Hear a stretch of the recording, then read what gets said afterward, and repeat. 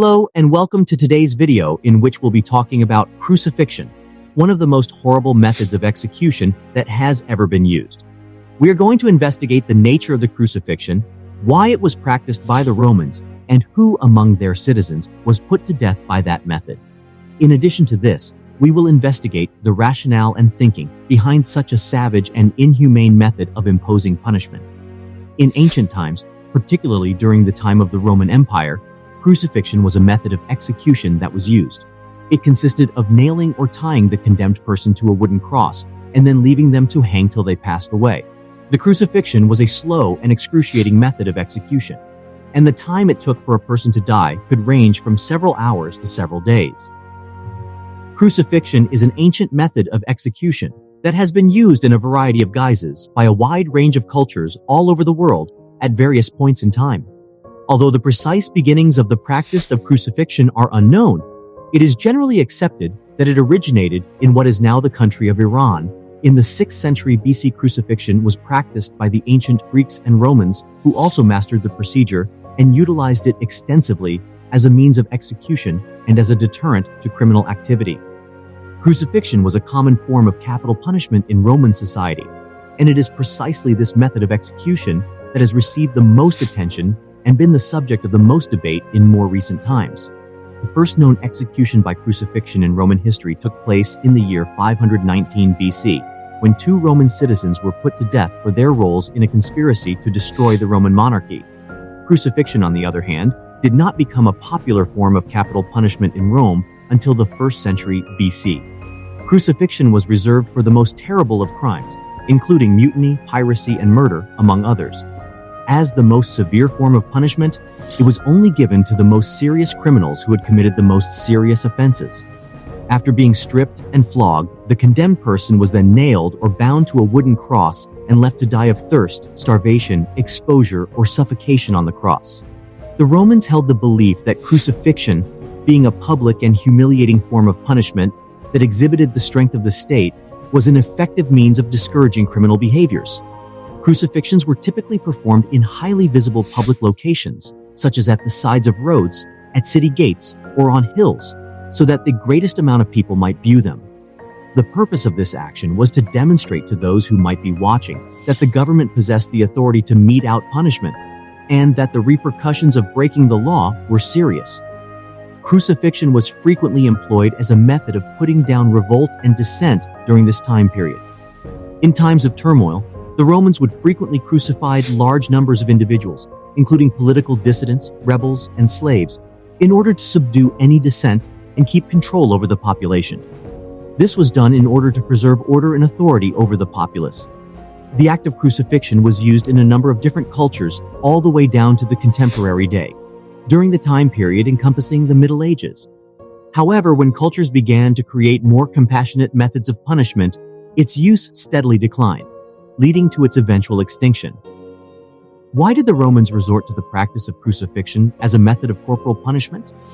The answer can be found in the efficiency with which it acts as a deterrent. The ancient Romans held the belief that the sight of a criminal being crucified would instill dread into the hearts of all who observed it, so discouraging them from committing crimes in the future. However, not everyone was required to endure such a brutal kind of correction. The Romans reserved the death penalty known as crucifixion for the most terrible of crimes, including murder, treason, and revolt. They also saved it for those members of society who were thought to be at the bottom of the social hierarchy, such as slaves and criminals. In point of fact, the practice of crucifixion was so closely identified with these people that it was often referred to as the punishment of slaves. Crucifixion was more of a public display than any other kind of punishment, which is one of the reasons the Romans opted to execute some criminals by crucifixion rather than any other method. The act of crucifixion was typically performed in a public place, such as a bustling street or a town square, so that as many people as possible might see it and bear witness to it. This was done on purpose with the intention of serving as a lesson to those who came after us. One more factor was that it was expensive. Crucifixion was a more cost-effective method of punishment than incarceration or exile for a criminal. The ancient Romans did not believe in the concept of rehabilitation. Hence, once a person had been convicted of a crime, they were considered a hopeless case. The crucifixion of the victim was thought to be a speedy and effective means to put an end to the problem. However, the message that was conveyed was possibly the most important factor in the Romans' employment of the crucifixion method. The Romans wanted everyone to know that they had the authority to inflict the most horrific of punishments on anyone who dared to defy them. The Roman Empire was tremendously powerful, and the Romans wanted everyone to know that. Crucifixion was a means of demonstrating their superiority over the people and retaining their authority over them. Let's investigate the thought process and rationale that led to the development of such a savage method of imposing punishment. One possible explanation for what happened is that it involved some kind of human sacrifice. The Romans, as with many other ancient civilizations, had a strong belief in the effectiveness of making sacrifices. They felt that by appeasing the gods and securing good fortune for their empire through the sacrifice of a human individual, they were doing both simultaneously. One further hypothesis suggests that it was done as a way for the state to display its authority over its citizens. The idea of power and supremacy served as the foundation upon which the Roman Empire was established. They wanted to show that they had complete control over the lives and bodies of their inhabitants, so they chose a type of punishment that was extremely violent. Crucifixion was also used as a method of maintaining social order at the time.